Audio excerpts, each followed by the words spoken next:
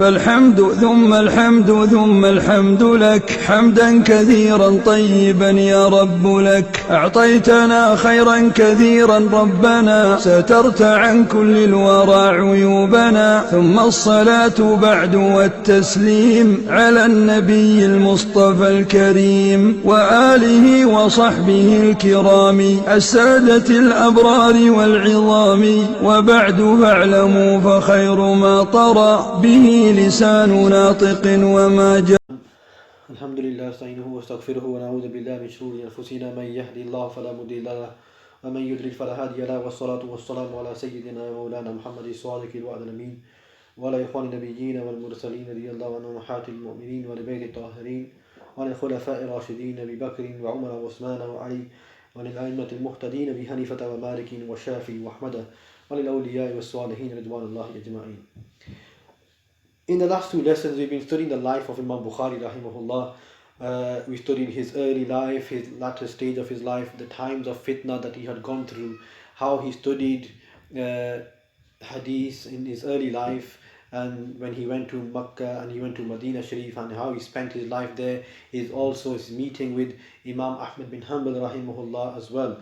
And we mentioned that toward the end of his life, things really started to get very tough for Imam Bukhari rahimahullah.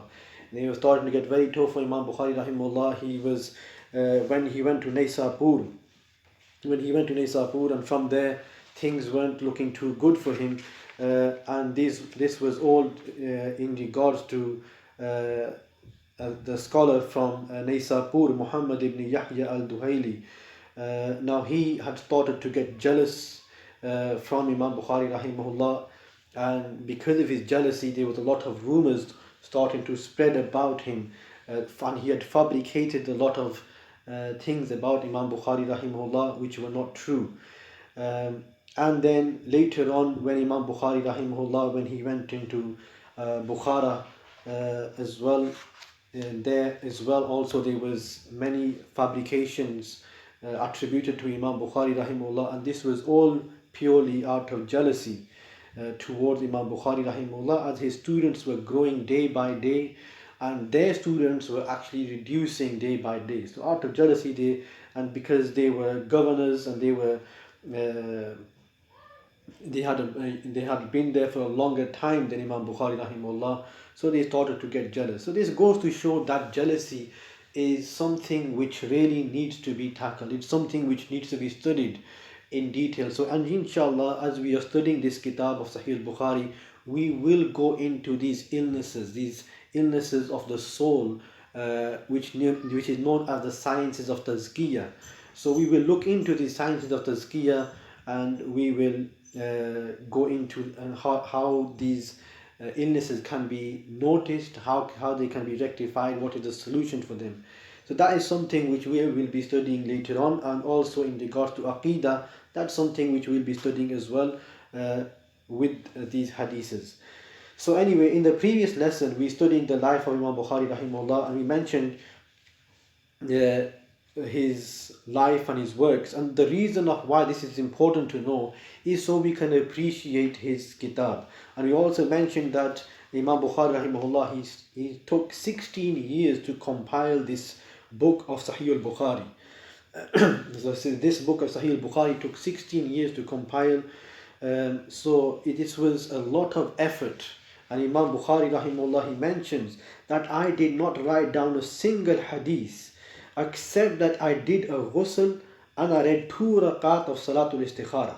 So this means in total hadith, yani in Sahih al-Bukhari, which is of 7,275 hadiths.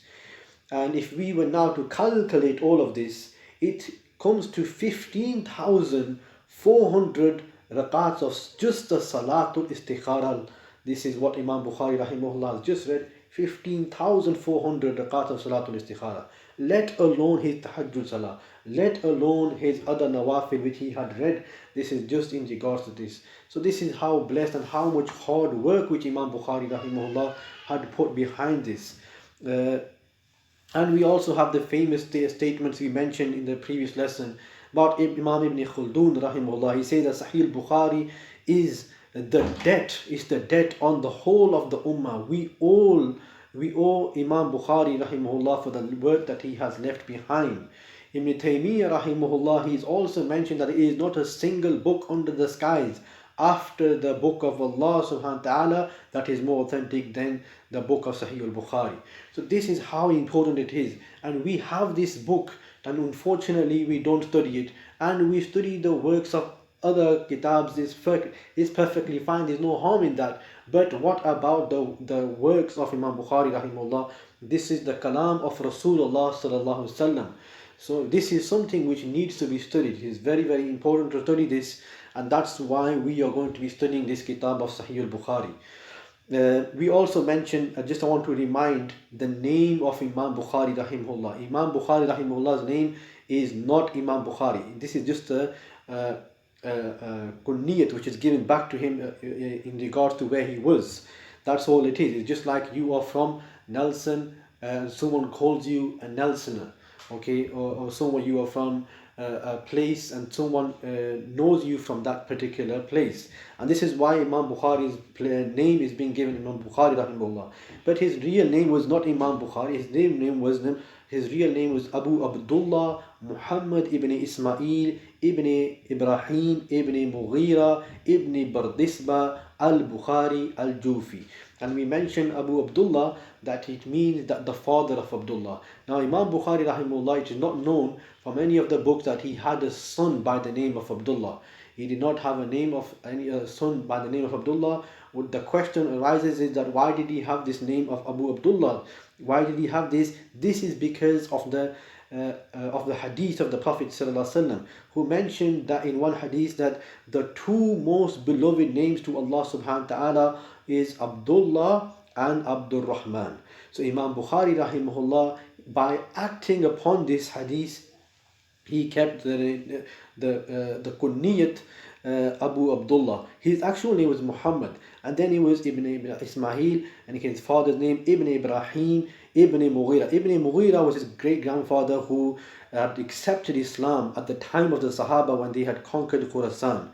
And this was in the city known as Bukhara. So this was now being attributed to Imam Bukhari, and this is why we know him as Imam Bukhari. And the last name is known as Al-Jufi. This was the governor, the leader of the time who accepted Islam, and then when he accepted Islam, everyone else accepted Islam as well, and this is why his name has become Al-Jufi as well. So Abu Abdullah Muhammad ibn Ismail ibn Ibrahim ibn Mughira ibn Bardisba al-Bukhari al-Jufi. This was his full name. So this is something important to know before we go on to study, and also the name of this book. The name of this book which Imam Bukhari rahimahullah gave himself to this was Al-Jami Al-Musnad Al-Sahih Al-Mukhtasar min umuri Rasulullah wa sunanihi wa ayyamihi. I'll repeat that again. Al-Jami Al-Musnad Al-Sahih Al-Mukhtasar min umuri Rasulullah wa sunanihi wa ayyamihi. And we mentioned in the previous lesson what all this means.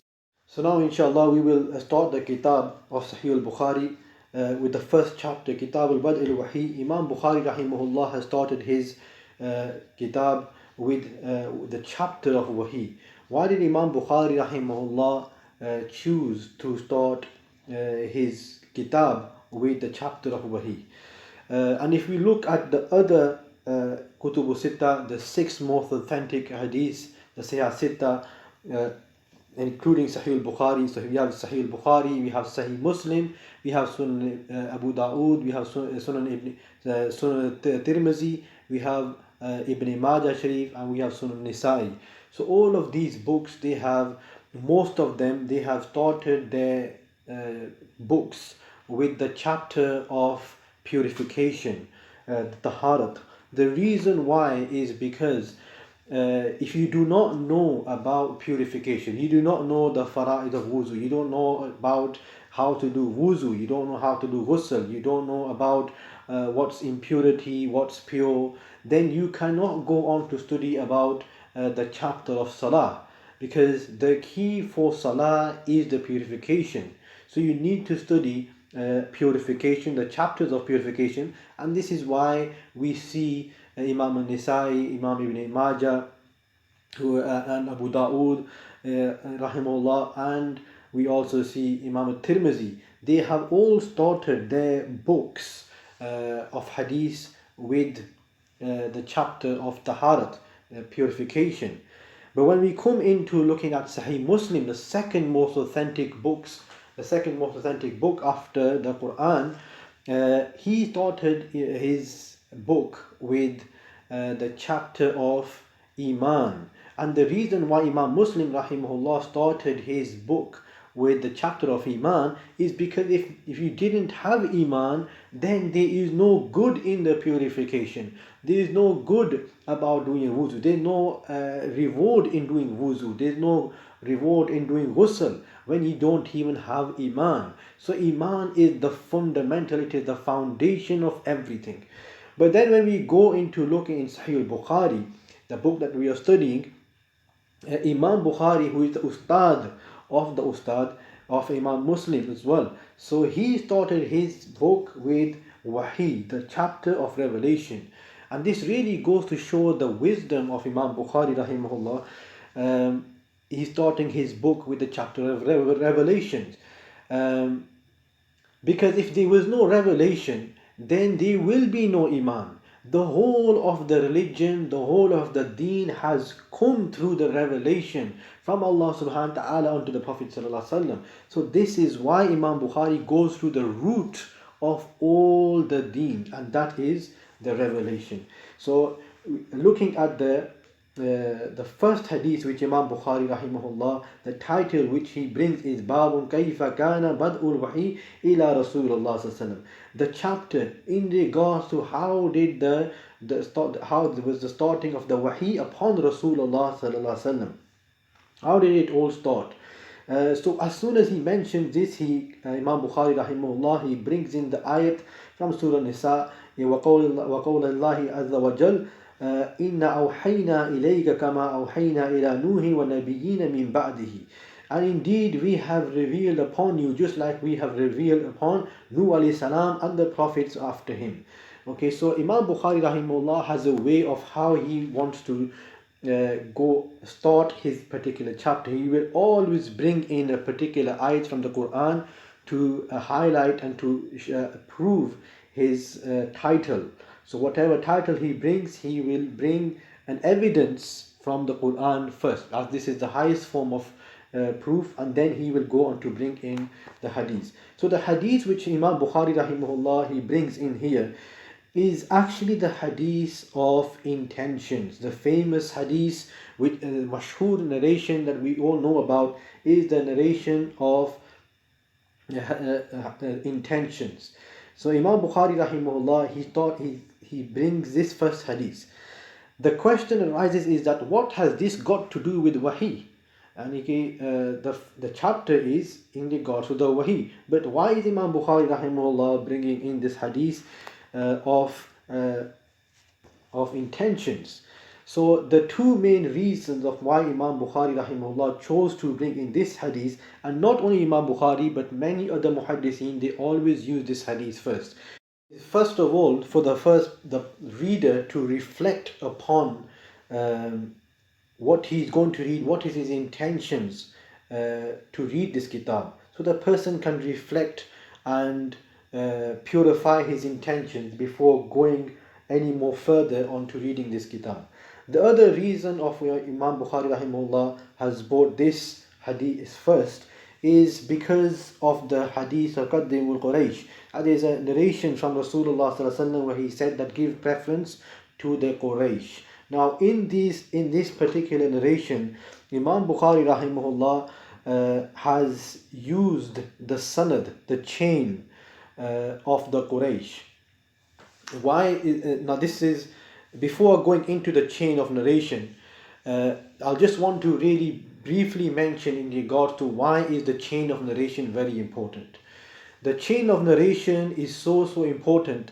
It is mentioned by the muhaddithin that if it was not for the chain of narration, then people will add anything to the religion. And it is because of this chain of narration which our religion is very, very safe. Allah subhanahu wa ta'ala says, وَإِنَّ لَهُ لَحَافِظُونَ, and indeed we are the protectors. We are the protectors, yani of the Quran. Nobody can change anything, nobody can add anything to the Quran.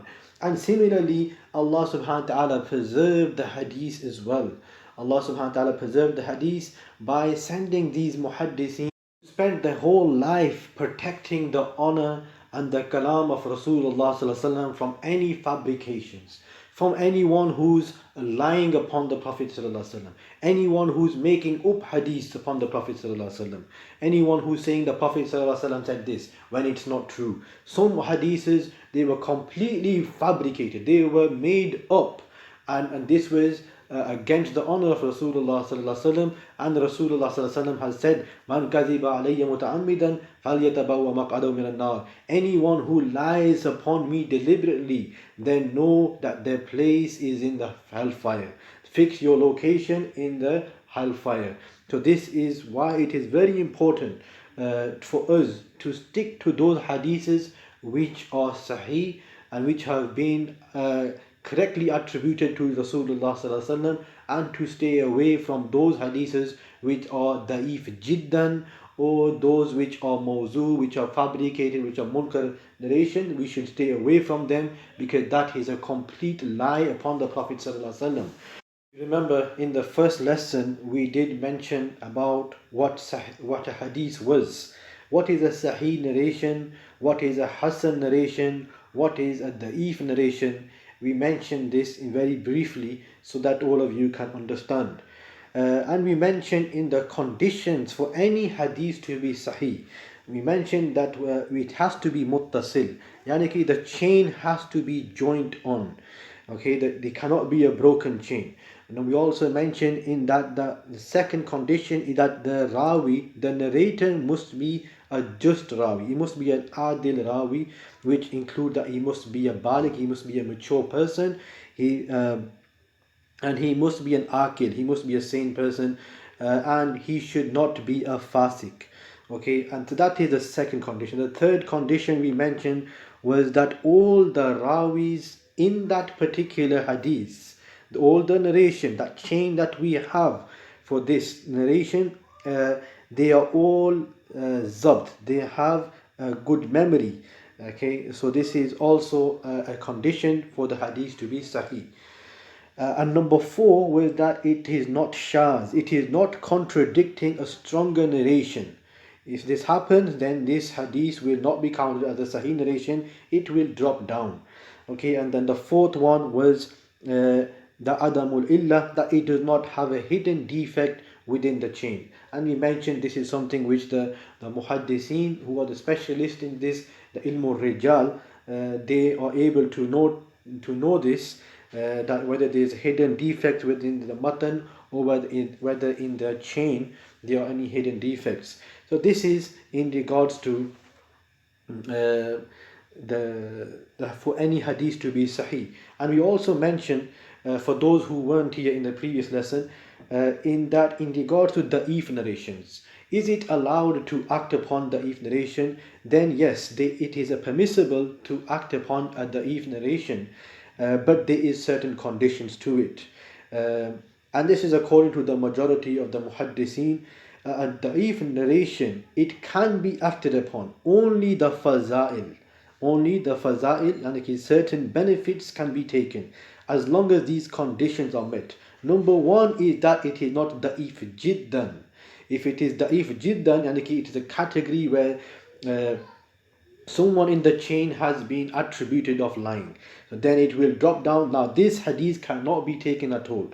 Number 2 is, the second category is, it is not used for proving Akidah. You cannot use a daif narration to prove any Akidah, let alone a matruk or a mawzu narration. People use mawzu narration nowadays to prove Akidah, and this is completely not acceptable. Not even a hasan narration is even acceptable for proving Akidah, let alone a daif narration or mawzu narration. Mawzu narrations are completely not allowed. It is a lie upon the Prophet sallallahu alaihi wasallam. Number three is that it is not to use to prove the halal and the haram. You cannot use a daif narration to prove the halal and the haram. And number four, it is not contradicting a sahih narration. As long as these four conditions are met, you are allowed to use the daif narration for a fazail, for a certain benefit. But other than that, it is not allowed to use a daif narration. So they are the four main conditions which the ulama have mentioned, the muhaddiseen have mentioned. Okay, also there was a question put forward to me by one of you in the first lesson after looking at some of the sciences of hadith. And the question was about Akidah. What kind of narrations or hadith do we need to prove Akidah? Does it have to be muttawatir, or is khabre ahad, is that also acceptable? And this is a long topic, but to cut it short, I'm just going to briefly just mention the gist of this, that kaber ahad is enough. Kaber wahid, yani ki a single chain of narration of a particular hadith is perfectly fine. You can use this for Aqidah. It does not have to be mutawatir.